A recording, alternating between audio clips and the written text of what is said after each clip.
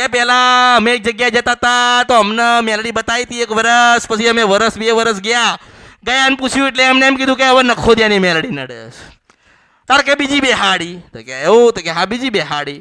પછી કે પાછું 6 મહિના ગયા અને અમારા ઘરમાં તો એક દવાખાનું આવ્યું, પાછું પૂછ્યું એટલે કે હવે તમારા ઘરમાં એક 12 સિકોતર રહી જાય છે. એટલે કે એને બેહાડી. એમ કરતાં કરતાં જેટલા ઘરમાં સભ્ય ના હોય ને એટલી તો માતાઓ આવી જાય.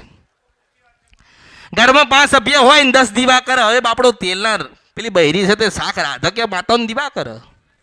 પછી તો કે નિવેદ તો કે કરવાના, નિવેદ કરવાના, તો કે હા કરવાના. હું તમને એમ કહું છું કે તમને આ કળિયુગની અંદર કોઈક એક દીવો બતાવો ને તો એમ કહો કે અમારી માં અમને મળવા આવશે.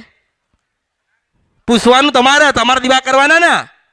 પછી મનાઈને કહેવાની ક્યાં જરૂર છે કે અમે આ જગ્યાએ જતા હતા અને 10 દીવા કરીએ છીએ ને 4 દીવા કરીએ છીએ ને 3 વર્ષ સુધી ગયા ને અમારું કામ ના થયું. એટલું યાદ રાખજો કે તમારી કુળદેવી વગર તમારું કામ કોઈ કરવા નહીં આવે.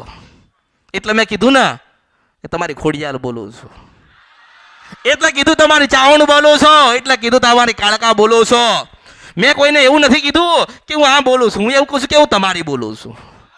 મેં એવું કીધું ને, દરેકને એવું કીધું ને હું તમારી બોલું છું. કારણ કે મારે તમને કંઈક બતાવું છું, કંઈક જણાવું છું. તમારી માના રૂપમાં ના બતાવું તો સંતોષ થાય કે અમારી બ્રહ્માણી આવીને અમને ઠપકો આલી ગઈ.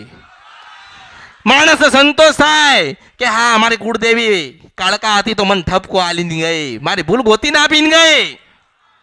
એટલે મારે તમને બતાવું, તમારી જ માના સ્વરૂપમાં બતાવું છું. એટલે દીવા કરીને માણસ તૂટી જાય, થાકી જાય, હારી જાય, બધું દુનિયાનું કરી નાખે ને પછી મારી પાસે આવે અને પછી તૂટેલું ભાગેલું જોડેલું મારી પાસે લઈને આવે, માતાજી આ કરી આલો ને.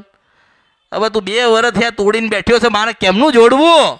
તો હું કહું છું થોડી ધીરજ રાખજો, થોડી ધીરજ રાખજો, શ્રદ્ધા વધારજો, કંઠી પહેરી રાખજો અને કંઠીને એટલી ભલામણ કરજો કે માં બતાવો તો તું કંઈક બતાવજે, તો અમરતની મેલડી જરૂરથી બતાવવા આવીશ.